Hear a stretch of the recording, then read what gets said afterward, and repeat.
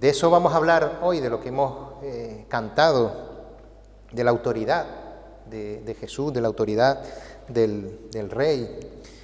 Y vamos a compartir en esta mañana, vamos a meditar sobre la lectura que se encuentra en Marcos, el capítulo 1, los versículos del 21 al 28.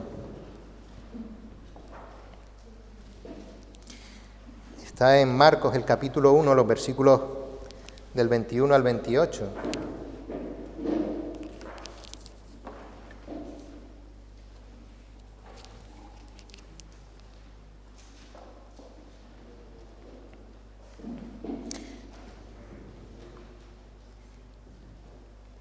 Y antes que todo vamos a poner este tiempo de la predicación en las manos del Señor a través de una oración. Señor y Padre Santo, Dios del cielo, ponemos este tiempo de la predicación en tus manos. Señor, que tu palabra sea poderosa para transformar nuestra forma de pensar y que ésta se amolde a tu voluntad. Danos, Señor, discernimiento para entender lo que tú nos quieres decir en esta mañana y que seamos capaces de reconocer tu autoridad en nuestras vidas a través de la obediencia a tu palabra. En el nombre de tu Hijo Jesús. Amén. Pues vamos a tener esta lectura, repito, se encuentra en el Evangelio de Marcos, el capítulo 1, los versículos del 21 al 28.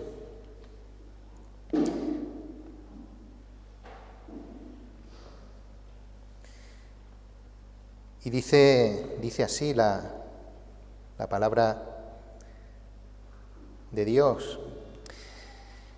Y entraron en Capernaum, y los días de reposo, entrando en la sinagoga, enseñaba, está hablando del Señor Jesús, y se admiraban de su doctrina, porque les enseñaba como quien tiene autoridad y no como los escribas. Pero había en la sinagoga de ellos un hombre con espíritu inmundo, que dio voces diciendo: ¡Ah! ¿Qué tienes con nosotros, Jesús Nazareno? ¿Has venido para destruirnos? Sé quién eres, el Santo de Dios. Pero Jesús le reprendió diciendo: cállate y sal de él. Y el espíritu inmundo, sacudiéndole con violencia y clamando a gran voz, salió de él. Y todos se asombraron, de tal manera que discutían entre sí diciendo: ¿qué es esto? ¿Qué nueva doctrina es esta, que con autoridad manda aún a los espíritus inmundos y le obedecen? Y muy pronto se difundió su fama por toda la provincia alrededor de Galilea. Hasta aquí la palabra de Dios. Y este texto nos habla de la autoridad manifiesta de Jesús sobre la palabra y sobre los demonios. El capítulo 1 de Marcos nos sigue presentando a Jesús como el Mesías de Dios, Dios mismo, mostrándonos la autoridad de Jesús en aspectos sobre los cuales solamente Dios tendría autoridad, que, como estamos diciendo en este caso, es la autoridad sobre la palabra y la autoridad sobre los demonios. Este pueblo de Capernaum era el pueblo donde vivían Andrés, Simón, Juan y Jacobo. Y para los que no vinieron hace 2 semanas, hablamos sobre ello. Estos eran unos pescadores a los que Jesús había llamado para que le siguieran. Aquí en Capernaum fue donde Jesús se estableció después de que lo echaran de Nazaret. Nazaret era el pueblo donde Jesús se había criado. Y los habitantes de Nazaret estuvieron a punto incluso de despeñar a Jesús por un risco después de una predicación que él hizo allí en el pueblo, aún conociéndolo a él de toda la vida. Ellos sabían que Jesús era el hijo de José el carpintero, que vivía allí mismo en Nazaret, era un vecino de ellos. Pues Capernaum tuvo el privilegio de recibir enseñanza y milagros por parte de Jesús durante mucho tiempo. Y aún así podemos leer en Mateo 11, los versículos del 23 al 24,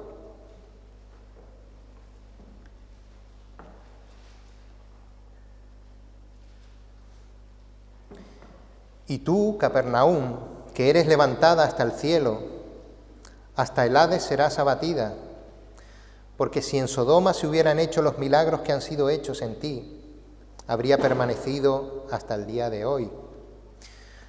Por tanto os digo que en el día del juicio será más tolerable el castigo para la tierra de Sodoma que para ti.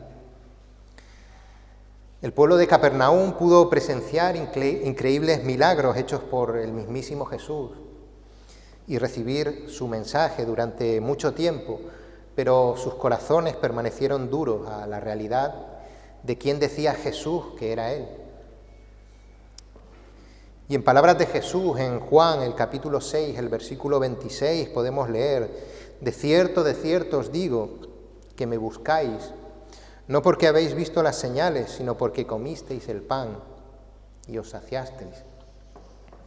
Las señales milagrosas de Jesús no eran para este pueblo, sino algo que ellos buscaban para suplir sus necesidades. No significó para ellos la confirmación de la llegada del Rey, del Mesías esperado, de Dios con ellos. Y es triste que aún en nuestros días muchos continúan buscando a Jesús no por quien Él es, sino para obtener un beneficio puntual en sus vidas, que me cure una enfermedad, que me dé el dinero que necesito, que me dé un trabajo y después, pues si te he visto, no me acuerdo. Utilizan a Jesús como un amuleto que les resuelve sus problemas. Una pena. Una constante en la vida de Jesús fue cumplir completamente la ley. Era uno de los propósitos que Él tuvo en este mundo.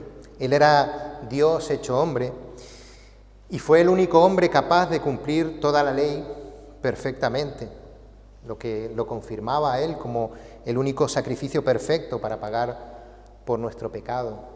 Por tanto, Él, como buen cumplidor de la ley, repito, la cumplió perfectamente, pues en el día de reposo seguía la costumbre del pueblo judío de reunirse en las sinagogas para aprender de la palabra. Las sinagogas, que eran pues unos locales donde se reunían los judíos, se dice que tuvieron su origen durante el exilio en Babilonia. El primer templo, el templo de Jerusalén, el templo que edificó Salomón, fue destruido por el rey Nabucodonosor, el rey babilónico, y este se llevó gran parte del pueblo judío de Israel a su capital, a la capital del imperio babilónico. Entonces los judíos ya no disponían del templo, donde ellos hacían los sacrificios ordenados por Dios en la palabra, y tuvieron que crear estas sinagogas, como digo, pues lugares donde se reunían para desarrollar un culto centrado ahora en la lectura de la palabra y en la exposición de la ley. Cuando el pueblo judío volvió del exilio, conservaron esta forma de reunión, y en las poblaciones donde se reunían más de 10 hombres, allí pues establecían una sinagoga y en ella oraban, leían la palabra y también explicaban la palabra. Hay que tener en cuenta que hasta aquel momento la palabra de Dios abarcaba, por una parte, lo que llamamos los libros de la ley, que son Génesis, Éxodo, Número, Levítico y Deuteronomio, los 5 primeros libros de la Biblia que nosotros tenemos ahora, y los profetas, los libros de los profetas. También apuntar que en esas sinagogas pues se dedicaban a enseñar la palabra también a los niños, y era pues como la escuela donde ellos se educaban en la palabra de Dios. Jesús acudía a dichas reuniones y le invitaban a enseñar las Escrituras, por lo que entendemos que los responsables de esas sinagogas sabían ya del conocimiento que tenía Jesús de la palabra, o bien habían oído pues que sus predicaciones eran impactantes, que las enseñanzas de Jesús eran impactantes y próximas a la palabra.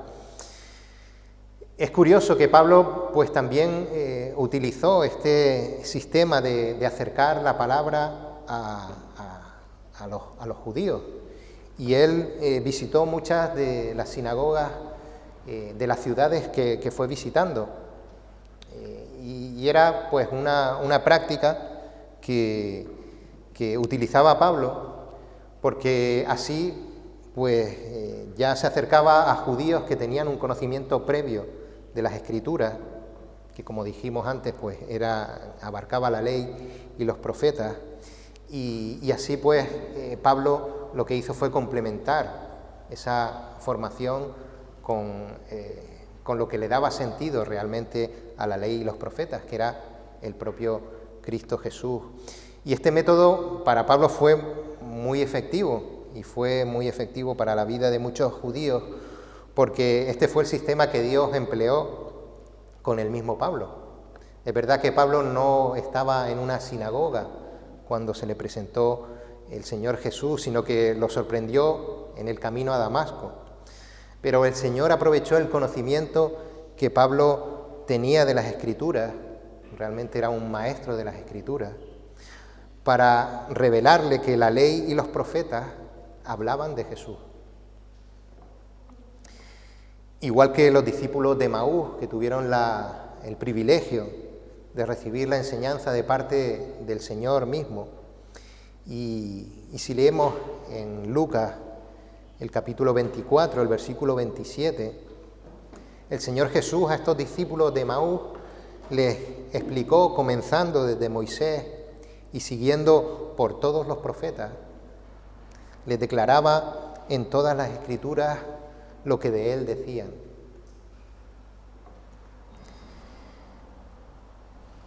No era un complemento cualquiera al Señor Jesús, era el complemento que daba significado a las Escrituras. Pero debemos tener en cuenta que Jesús no era un predicador cualquiera, no era un predicador más. Jesús no era Pablo, Jesús no era Pedro, Jesús no era Spurgeon, Jesús era Dios mismo. Cuando escuchamos quizá por internet alguna predicación de buenos predicadores, o alguna que hemos escuchado también muy buena aquí en este púlpito, pues nos impactan los mensajes, nos impacta el dominio de la palabra y la profundidad con la que estos predicadores la explican. Pues imagínense a Jesús enseñando la palabra. Si hubiésemos estado allí nos quedaríamos anonadados. La gente que estaba en aquella sinagoga se dio cuenta de que era diferente, que no era uno más. No quedaron admirados por su elocuencia, no quedaron admirados porque utilizase un tono de voz imponente, así como utilizan los políticos. No quedaron admirados tampoco porque usase un lenguaje refinado, tampoco porque fuese un predicador ameno o entretenido. Se admiraban de su doctrina. Se quedaron asombrados por el contenido que Jesús le daba a su explicación. La gente en esas sinagogas estaba acostumbrada a escuchar a los escribas, y los escribas eran personas que se encargaban de copiar los textos sagrados, porque no se disponía de imprenta como tenemos ahora, y los textos se guardaban en las diferentes sinagogas y se sacaban para leerlos delante de la gente y explicarlos. Estos escribas se dedicaban a copiar para tener copias de esos textos, de esas escrituras, y de tanto copiarlos pues se los sabían de memoria. Y como estos escribas manejaban esos textos, las leían también al resto de las personas que se reunían en esa sinagoga y las explicaban también a los que allí se congregaban. Y esta gente llegó a ser tan venerada y tan respetada que le dieron el título de rabino, palabra que significa honrado. Conforme pasaron los años, esta enseñanza de los escribas se fue alejando de las Escrituras y se fue centrando más en las frases de lo que habían dicho anteriormente otros rabinos. En la anterior predicación pues hablamos de ese sermón del monte en el que Jesús decía: oyeron que fue dicho, pero yo les digo, dando también esa autoridad que tenía Jesús sobre la palabra. Al final estos rabinos hacían referencia a otros rabinos anteriores y al final acababan deleitándose en sus propias ideas sobre lo divino y lo humano y se alejaban del verdadero significado y sentido de las Escrituras. Pero Jesús tenía autoridad sobre la palabra. Y es que Jesús es el autor de la palabra. ¿Quién sino Dios puede conocer perfectamente el significado real de lo que la palabra dice? Es como si, por ejemplo, yo fuera a presentar el libro de un escritor y me leo antes el libro para saber de qué trata y poder presentarlo. Y yo podría hablar de lo que pienso que el libro significa o lo que el libro quiere transmitirnos, pero el autor es el que puede realmente explicar su motivación al escribirlo, el significado del texto y también lo que él quiere comunicar con su libro. Los que estaban en la sinagoga lo pudieron comprobar. Se decían: este hombre habla con autoridad sobre la palabra, habla como si conociese en profundidad la palabra. Nosotros los predicadores que nos subimos aquí y tratamos de estudiar la palabra, buscar el significado de lo que el autor quería comunicar a los oyentes en aquel momento, buscar los principios universales que rigen ese texto y tratar de aplicarlos a nuestro tiempo. Pero Jesús estaba mostrando que era Dios, porque solamente Dios tiene autoridad sobre su palabra. Imagínense, Dios estaba explicando perfectamente la palabra que estaba compartiendo. Pero vamos más lejos. En el Evangelio de Juan, en el capítulo 1, el versículo 1, la palabra nos dice: en el principio existía el Verbo, y el Verbo estaba con Dios, y el Verbo era Dios. Y el versículo 14 nos dice: y el Verbo se hizo carne y habitó entre nosotros, y vimos su gloria, gloria como del unigénito del Padre, lleno de gracia y de verdad. Cristo mismo es la palabra. Más adelante, en el momento de la transfiguración de Jesús, Dios Padre se pronuncia utilizando palabras similares a las que empleó en el momento del bautismo, diciendo: este es mi Hijo amado, en quien tengo complacencia, a Él oíd. Jesús tiene esa autoridad sobre la palabra de Dios. Jesús es quien da unidad a la palabra de Dios desde el Antiguo Testamento al Nuevo Testamento. Es quien le da sentido a toda la palabra. Es de quien habla toda la palabra, desde Génesis hasta el Apocalipsis. Y si no somos capaces de ver a Jesús representado en la palabra de Dios, los textos de estos libros que componen la Biblia son solo palabras, una detrás de otra. Los escribas conocían a la perfección las palabras, las conocían de memoria, de principio a fin. Era tanto el trabajo de copiarlo que incluso eran capaces ya de copiarlo sin tener una copia delante. Conocían incluso las comas, cualquier símbolo que tuviese el escrito, pero muchos de ellos fueron incapaces de saber lo que significaban y muchos no quisieron reconocer a Jesús como lo que Jesús decía que era. El versículo 23 continúa diciendo: pero había en la sinagoga de ellos un hombre con espíritu inmundo que dio voces. En el original, Marcos usa la preposición pero para indicar que inmediatamente, como consecuencia de la predicación de Jesús, se produce esta reacción en este demonio que estaba oculto y en silencio hasta ese momento. Y si nos fijamos un poco en la palabra de Dios, en la Biblia en conjunto, en el Antiguo Testamento podemos encontrar un pasaje en Génesis, el capítulo 6, los versículos 1 y 2. Y este pasaje ya lo compartió nuestro hermano Miguel. Un suceso que se estaba produciendo antes del diluvio, y es que pues se estaba a punto de producir una mezcla entre los seres humanos y los ángeles caídos. Fue una predicación bastante impactante que compartió nuestro hermano Miguel y que nos mostraba hasta qué punto la población en aquel momento estaba pervirtiéndose de tal manera que se estaban mezclando con esos ángeles caídos. No se muestra ningún caso de posesión demoníaca más en el Antiguo Testamento. Y en el Nuevo Testamento, el libro de Hechos cita dos casos. Uno en Hechos 16, los versículos del 16 al 18, en Filipos. Y en Hechos 19, los versículos del 13 al 16, en Éfeso. Un texto que veremos más adelante. Y no se muestran más episodios así de posesiones, pero sí nos fijamos que en los evangelios, en cambio, pues los evangelios están llenos de estos episodios. ¿Y quiere decir que no había posesiones en otras épocas? Pues no es así.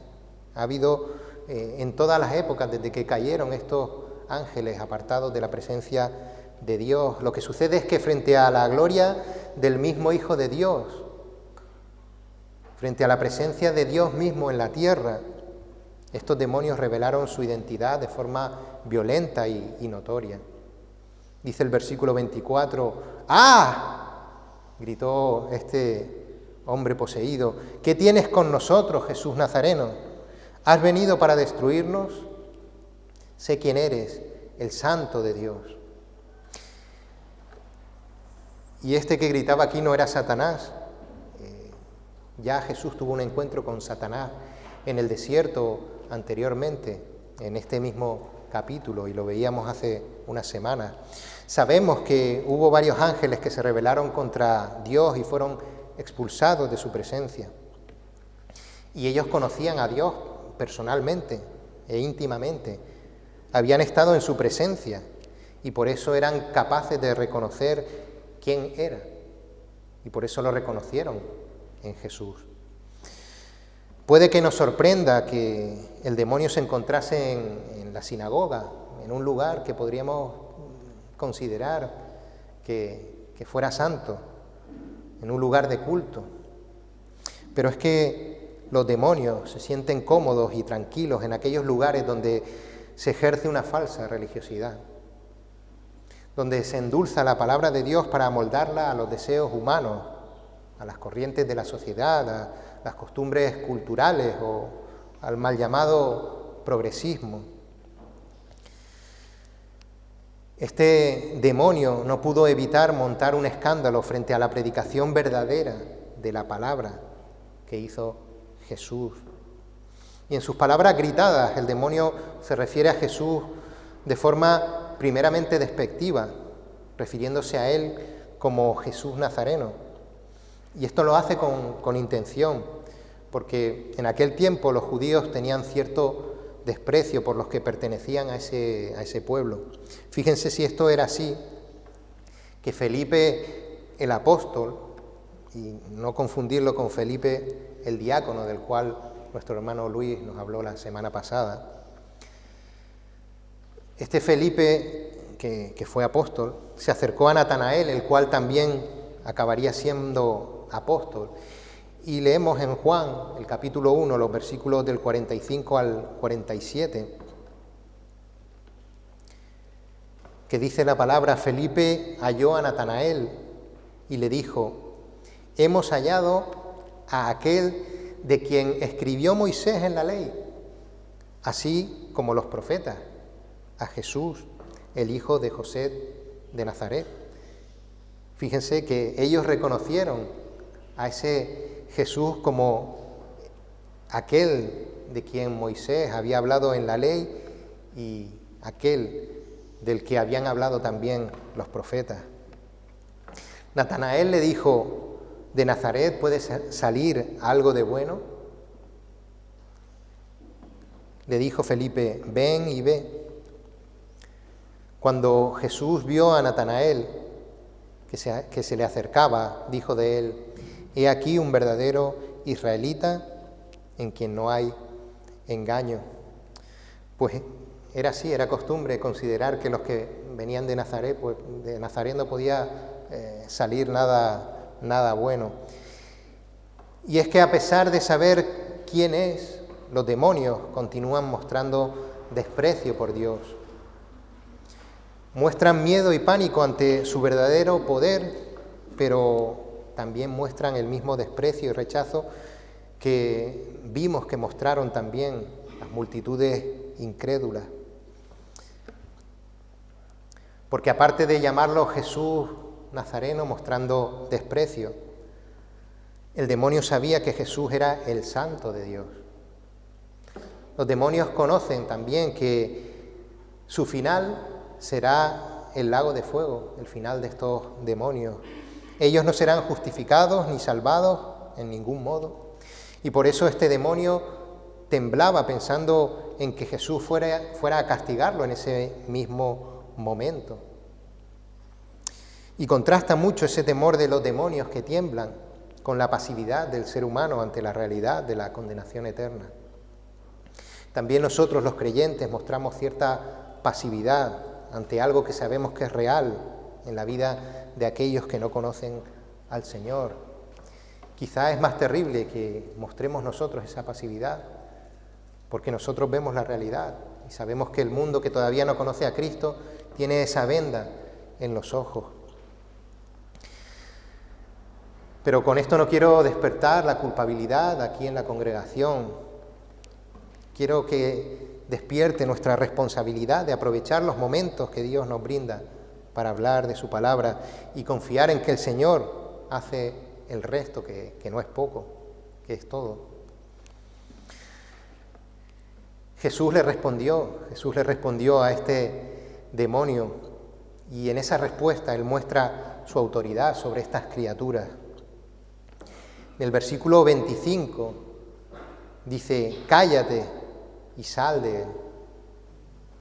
Aquí no hubieron fórmulas, no hubieron rituales, no hubo una negociación para que saliera, ni hubo una lucha.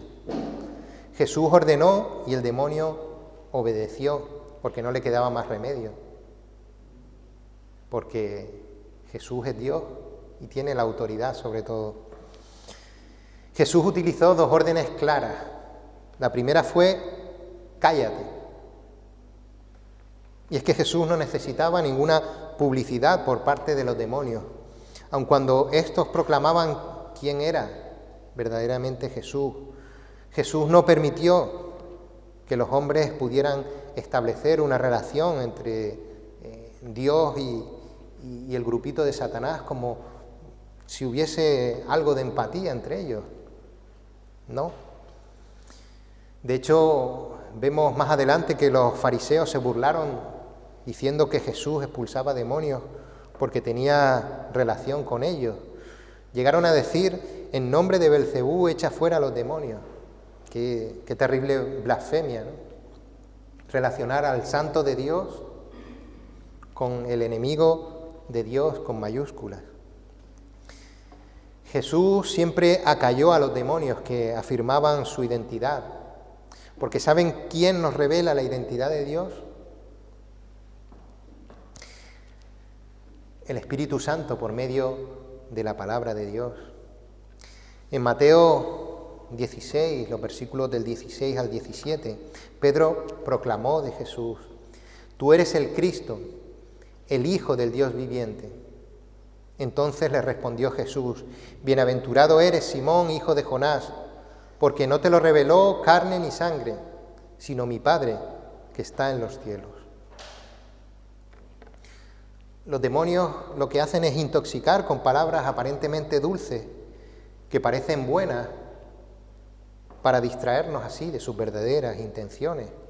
Así lo hizo la serpiente en el Edén, embaucando a Adán y a Eva, para que apartasen su mirada de Dios. Y son sutiles, muchas veces utilizan la palabra. Proclamaba a Jesús como el santo de Dios, diciendo una gran verdad, pero Dios no quería eso. El segundo mandato de Jesús fue: sal de él. Y esto fue algo que no le agradó al demonio, que obedeció, pero se fue provocando convulsiones al poseído, aunque no le hizo daño alguno. Lo podemos leer en el pasaje paralelo que se encuentra en el Evangelio de Lucas, el capítulo 4, el versículo 35, que dice: y Jesús le reprendió diciendo: cállate y sal de él. Entonces el demonio, derribándole en medio de ellos, salió de él y no le hizo daño alguno. Solamente el Rey Divino tiene esta autoridad, solamente Dios tiene ese poder sobre los demonios. Solamente Cristo tiene el poder para liberar al ser humano de la esclavitud del pecado que nos hace vulnerables a los ataques del maligno. Jesús delegó ese poder de expulsar demonios en sus apóstoles, pero el Nuevo Testamento no presenta el exorcismo como una práctica en la que los creyentes deban participar. Y hay un suceso, como decía antes, en Hechos, el capítulo 19, los versículos del 11 al 16, que habla de las terribles consecuencias de los valientes, entre comillas, que creen tener esa autoridad sobre los espíritus inmundos. Dice así esta lectura: y hacía Dios milagros extraordinarios por mano de Pablo. Y recuerden, Pablo fue apóstol de Cristo. De tal manera que aún se llevaban a los enfermos los paños o delantales de su cuerpo, y las enfermedades se iban de ellos, y los espíritus malos salían. Pero algunos de los judíos, exorcistas ambulantes, intentaron invocar el nombre del Señor Jesús sobre los que tenían espíritus malos, diciendo: os conjuro por Jesús, el que predica Pablo. Había 7 hijos de un tal Esceva, judío, jefe de los sacerdotes. Era una persona importante. Y estos pues hacían esto. Pero respondiendo el espíritu malo, dijo: a Jesús conozco y sé quién es Pablo, pero vosotros, ¿quiénes sois? Y el hombre en quien estaba el espíritu malo, saltando sobre ellos y dominándolos, eran 7, pudo más que ellos, de tal manera que huyeron de aquella casa desnudos y heridos. No se engañen, El ser humano no tiene autoridad sobre los espíritus malignos, sobre los principados, potestades y huestes espirituales de maldad. Cristo sí la tiene. Tiene toda la autoridad, refrendada en todos los encuentros que Él tuvo de este tipo y que vemos en los Evangelios. Los creyentes en la actualidad no estamos llamados a participar de exorcismos, sino que estamos llamados a participar en la evangelización. Cuando llevamos el Evangelio a los no creyentes y estos ponen su fe en el Señor Jesucristo, el Espíritu Santo los limpia y como cualquier creyente se convierten en templo del Espíritu Santo y los demonios son desalojados. Y recuerden, un creyente no puede ser poseído por un espíritu inmundo. Es imposible que pueda convivir la luz con las tinieblas. Cuando el Espíritu Santo mora en nosotros, ya no puede ser ocupado por un espíritu inmundo. Estamos llamados a la evangelización con la palabra de Dios, la cual sabemos que es poder de Dios para salvación. Y no creo que sea casual que este pasaje haya coincidido con las fechas de celebración del Halloween, que no sé si fue ayer o antes de ayer. Una fiesta que está completamente instalada en nuestra sociedad. La fiesta de los muertos. Incluso en este año 2020, con lo que hemos pasado. 1.190.000 muertos, ese es el número en la actualidad. Y aún así el mundo celebra la muerte. Entiendo que es ignorancia de un mundo que no conoce al Dios de la vida y que se deleita en tratar a la muerte como una fiesta, tratando de ocultar su verdadera cara. Es una forma de huir de la realidad. El ser humano, del mismo modo que se ha confeccionado sus propios dioses, confecciona también sus propios monstruos para ocultar la realidad de la muerte. Zombies, vampiros, brujas, espíritus terroríficos a los que hemos puesto también las reglas de cómo vencerlos para sentirnos seguros. Y esto es un triunfo de Satanás, el haber convertido en fiesta la terrible realidad de la muerte. Como creyentes no podemos proclamar que Dios es luz, pero transigir repartiendo caramelos en la fiesta de la oscuridad. Dice la palabra, no deis lugar al diablo. No aplaudamos que se vistan a los niños de muertos.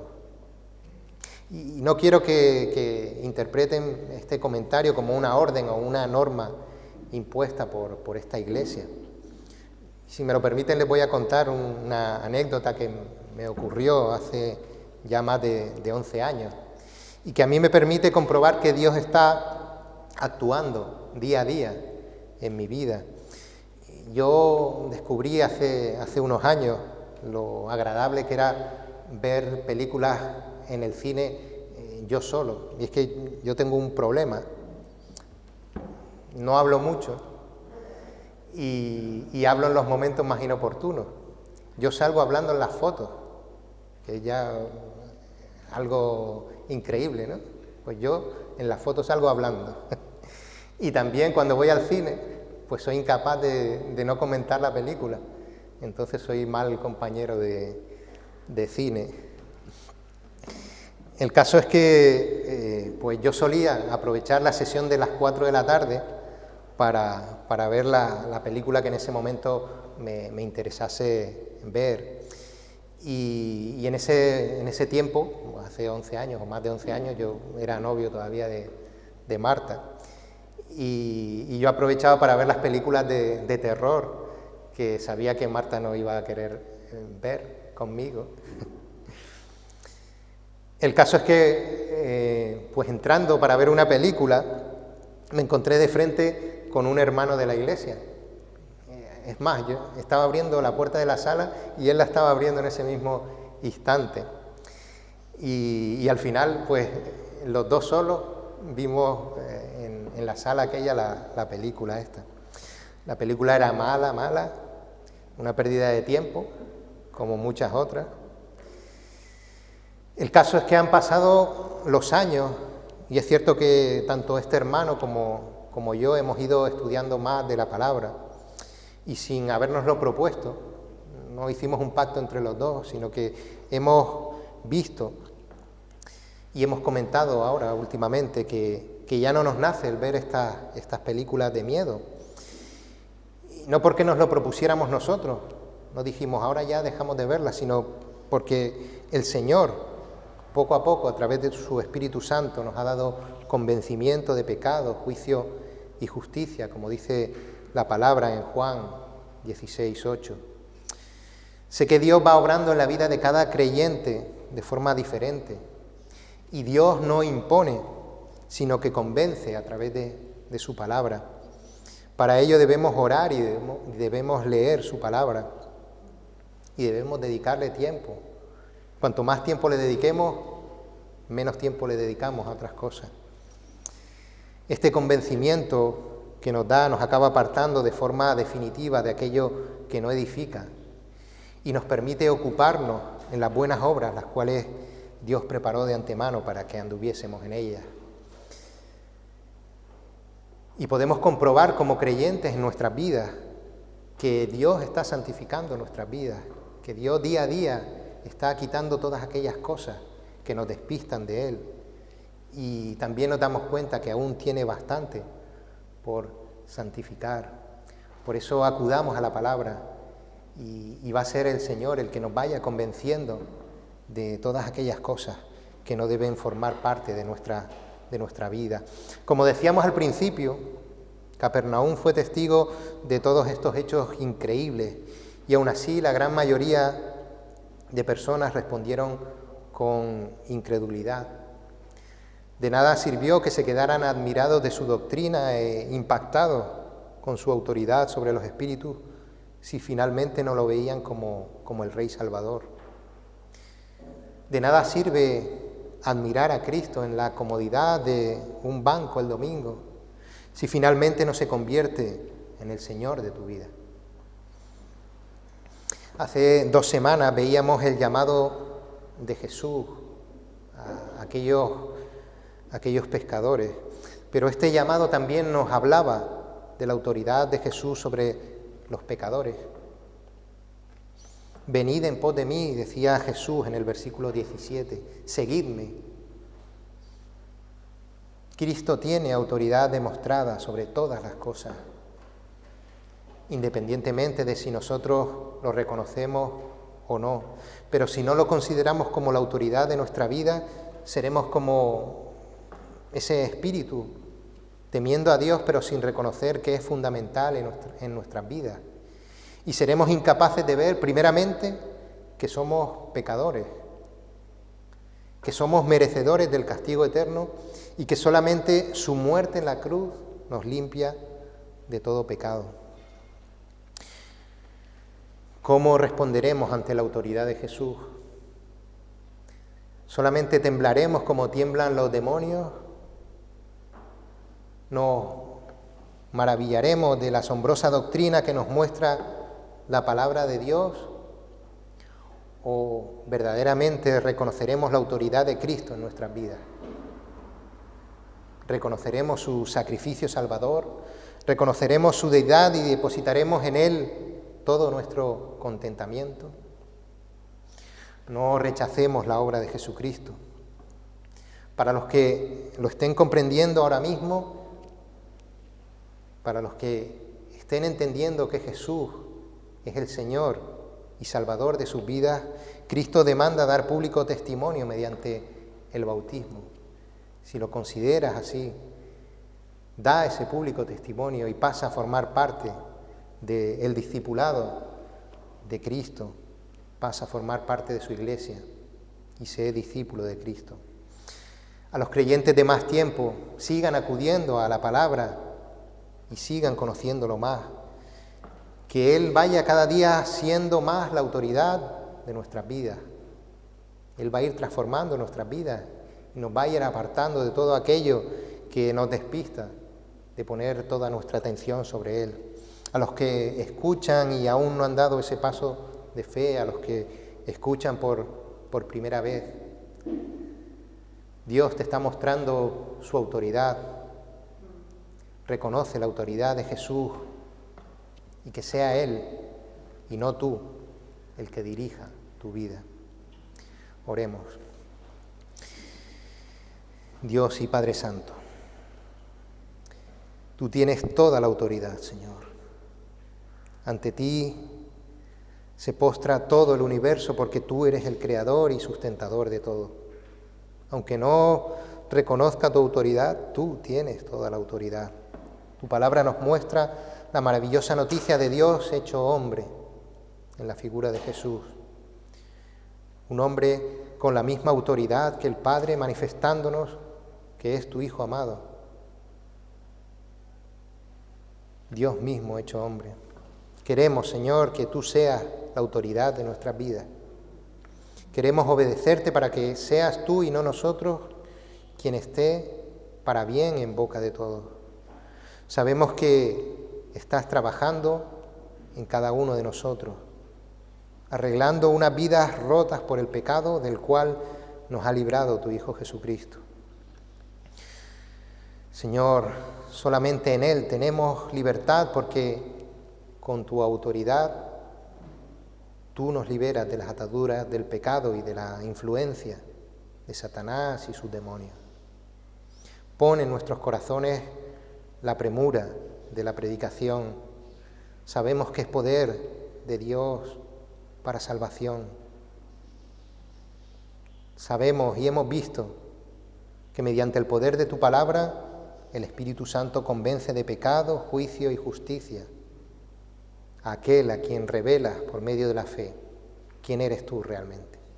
Señor, líbranos del mal y ayúdanos a dejar de lado todo aquello que nos haga quitar la vista de ti.